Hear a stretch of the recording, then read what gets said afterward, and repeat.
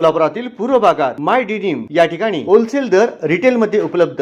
3 jeans मिळवा फक्त 1200 रुपयात आणि 3 टी शर्ट मिळवा फक्त 1000 रुपयात। सोलापूर जिल्हा यंत्रमाग धारक संघ त्याचबरोबर टेक्सटाईल डेव्हलपमेंट फाउंडेशनच्या वतीने आज माननीय पालकमंत्री जयकुमारजी गोरे साहेब यांचा उद्योजकांशी संवाद मेळावा या ठिकाणी आयोजित केलेला आहे। यासाठी मी दोन्ही फर्मच्या अध्यक्षांना मनापासून आभार मानतो की सोलापूर शहरातील वस्त्रोद्योजकांचे जे काही प्रश्न आहेत ते सरकारपर्यंत पोहोचले पाहिजे, त्यांच्या अडीअडचणी समजले पाहिजे।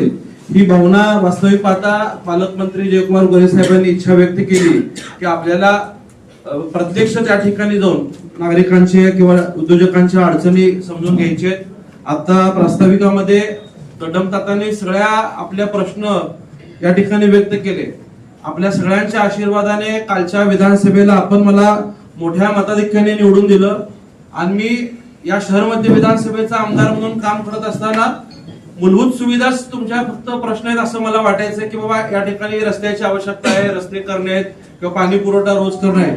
परंतु आज या संवाद मेळाव्याच्या माध्यमातून आम्ही या ठिकाणी आलो आणि जे तुम्ही निवेदन दिलं ते निवेदन दिल्यानंतर असं लक्षात येतं की पाणी पुरवठ्याच्या व्यतिरिक्तही अनेक आपले प्रश्न आहेत, ते विजेच्या बाबतीतले असतील, व्याजदराच्या बाबतीतले असतील, झोनच्या बाबतीत असतील, बसच्या बाबतीत असतील, कामगारांच्या स्किल डेव्हलपमेंटच्या बाबतीत असतील, नवीन कुंभारी MIDCचा असेल, अभ्यासक्रम, मनुष्यबळ, या सगळ्या समस्या मला वाटतं आज या आयोजित केलेल्या मेळाव्याच्या माध्यमातून आम्हाला समजल्या आणि हे वाचत असताना निश्चितच एक मनामध्ये खात्री वाटते की मुख्यमंत्री देवेंद्र फडणवीस साहेबांच्या माध्यमातून एक गतिमान सरकार महाराष्ट्रामध्ये काम करत आहे। पालकमंत्री गोरेभाऊंच्या माध्यमातून हा प्रश्न शासन स्तरावरती गेल्यानंतर अनेक आपल्या मागण्या खूप कमी कालावधीमध्ये मान्य होतील हा मला व्यक्तिगत विश्वास वाटतो। खरं तर आजच्या या मेळाव्याचंच मला कौतुक करावं असं वाटेल की ह्या मेळाव्यामुळेच आपले हे प्रश्न जे शासनाच्या दृष्टिकोनातून किंवा लोकप्रतिनिधी म्हणून आमच्यासाठी छोटे परंतु ते आपल्याला खूप मोठे वाटले, तो आवाज शासनापर्यंत आजच्या मेळाव्याच्या माध्यमातून या ठिकाणी पोहोचतोय। सोलापूर अक्कलकोट रोड MIDC आणि सांगली MIDC हे महाराष्ट्रातल्या दोनच अशा MIDC आहेत की जे महापालिका क्षेत्रामध्ये काम करतात आणि आपण या ठिकाणी रस्त्यांची परिस्थिती बघितली तर मागच्या 15-20 वर्षात इकडच्या आमदारांनी पूर्वीच्या एक मुख्य रस्ता सोडला तर कुठल्याही मेजर रस्त्यांना या ठिकाणी निधी उपलब्ध दिला जात होता आणि त्यात महापालिका सुद्धा ड वर्ग असल्यामुळं नगरसेवकांना जेमतेम 1 कोटी रुपयाचा निधी वर्षाला मिळायचा आणि तो कुठेतरी एखाद्या छोट्या रस्त्यात किंवा फार तर एखाद्या मोठ्या रस्त्यामध्ये तो निधी समाप्त व्हायचा। परंतु 30 ते 35 रस्ते या MIDC मधले अत्यंत वाईट अवस्थेत आहेत, म्हणजे पावसाळ्यात त्या ठिकाणी स्वतः उद्योजकांनाही जाता येत नाही, कामगारांनाही जायला अडचण आहे, माल आणायला पाठवायला अडचण आहे, काही ठिकाणी ड्रेनेज लाईन झाली, त्याच्यानंतर तर परिस्थिती आणखीन बिकट झाली। परंतु मी आमदार झाल्यानंतर मुख्यमंत्री साहेबांकडे भेटून हा अक्कलकोट रोड आपल्या विचाराचा भाग आहे, हे उद्योजक कायम आपल्या पक्षासोबत आपल्यासोबत कायम राहिलेत, साहेब यांना निधी दिला पाहिजे ही मागणी केल्यानंतर मुख्यमंत्री साहेबांनी तात्काळ त्याच्यावरती एंडोर्समेंट दिलं की तातडीने कारवाई करावी म्हणून आणि त्या अनुषंगाने वस्त्रोद्योग मंत्र्यांकडे आम्ही भेटलो, उदय सामंत बैठक लावली। त्यावेळेस पेंटप्पा गड्डम साहेब होते, मल्लिकार्जुनजी कमटम होते, राजू राठी साहेब होते। ही सगळी बैठक चालत असताना असं लक्षात आलं की क्रिटिकल इन्फ्रा जी स्कीम आहे म्हणजे 75% महाराष्ट्र शासनाने द्यायचं आणि 25% हे उद्योजकांनी भरायचं आणि तेही फक्त महापालिका हद्दीच्या बाहेर।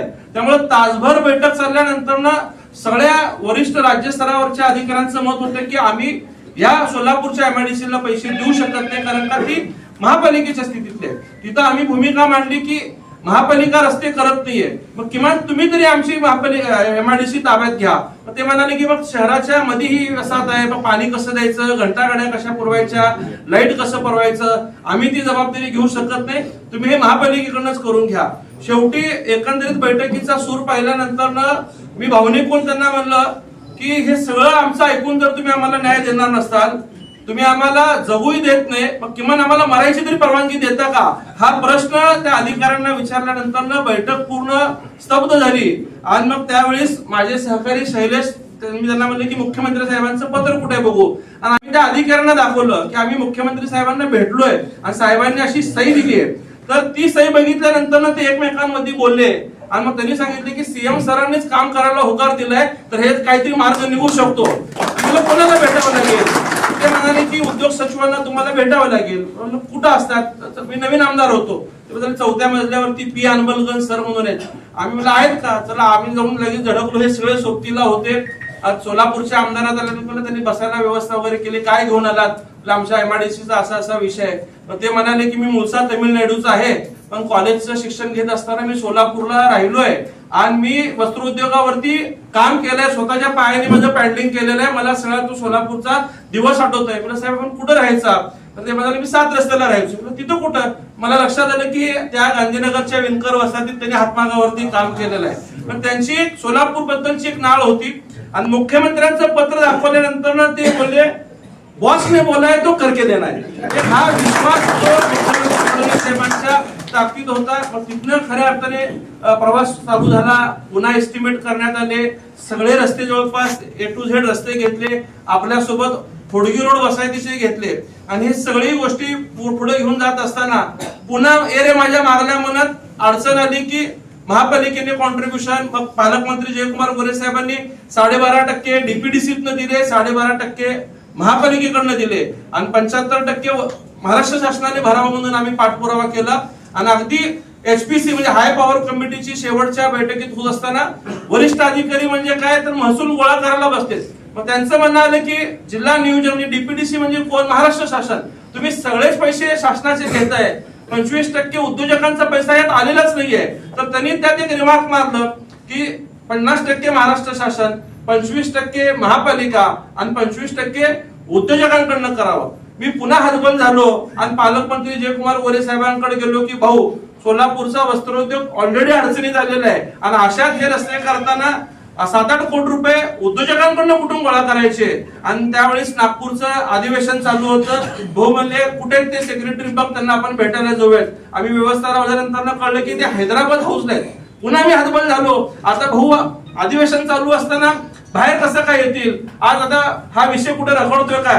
तर त्यांनी लगेच पीएनआर सांगून गाडी काढली. आम्ही हैदराबाद हाऊसला म्हणजे जिथं सीएम ऑफिस चालतं तिथं ते स्वतः आले. राज्याच्या मुख्य सचिवांना भेटले आणि त्यांनी भाऊंनी सांगितलं पालकमंत्र्यांनी की काही करून आपल्याला या अक्कलकोट रोड एमआयडीसीच्या रस्त्यांना पूर्ण पैसे महाराष्ट्र शासनाने दिलं पाहिजे.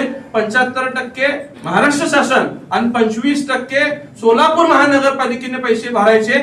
एकही रुपये उद्योजकांकडनं घ्यायचं नाही असा शब्द त्यांनी राज्याच्या मुख्य सचिवांना सांगितलं. सांगत असताना मुख्य सचिव सुद्धा 4 दिवस अगोदरच नियुक्त झाले होते. ते म्हणाले की मी नवीन आहे, मी थोडस माहिती घेतो करतो. परंतु त्यांची आपल्या सोलापूर बद्दलची एक आत्मीयता होती. पोटतिडकीने ते प्रश्न मांडत असताना म्हणाले मुख्य सचिव साहेब, मी पहिल्यांदा तुमच्याकडे आलोय आणि पहिलं काम घेऊन आलोय, हे काम झालंच पाहिजे. हा शब्द पालकमंत्र्यांनी त्या ठिकाणी टाकल्यानंतर ना आज अक्कलकोट रोड एमआयडीसी असेल, होडगी रोड असेल, ह्या दोन्ही विषयाचं फाईल अंतिम टप्प्यात आलेला आहे.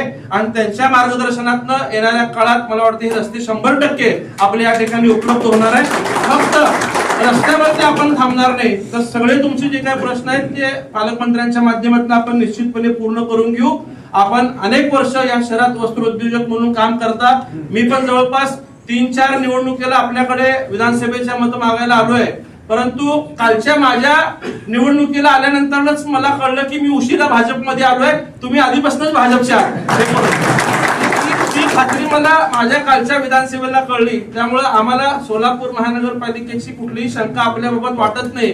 आपण आपला परिवार, आपल्या फर्म मधले सगळे कामगार असतील, त्यांचे परिवार असतील, यांना आपण भारतीय जनता पार्टीच्या पाठीशी उभं राहण्याचं निश्चितच सांगतात. परंतु पालकमंत्री महोदयांनी इच्छा व्यक्त केली की आपण त्यांचे प्रश्न समजून घेऊ आणि संवाद मेळावा आज या ठिकाणी आयोजित केला. यासाठी पुन्हा एकदा आपल्या सगळ्यांचा आभार मानतो. धन्यवाद. जय हिंद, जय महाराष्ट्र.